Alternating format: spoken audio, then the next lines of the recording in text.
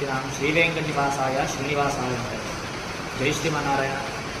మన శ్రీ వీర వెంకట సత్యనారాయణ స్వామి టెంపుల్, దిల్సుఖ్నగర్, లలితానగర్ మన దేవాలయంలో ప్రతిరోజున కూడా అన్నవరంలో ఏ విధంగా అయితే సత్యనారాయణ స్వామి యొక్క వ్రతాలు ప్రతి నిత్యం కూడా జరుగుతాయో మన యొక్క దేవాలయంలో కూడా అదేవిధంగా ప్రతి నిత్యం కూడా వ్రతాలు జరుగుతున్నాయి.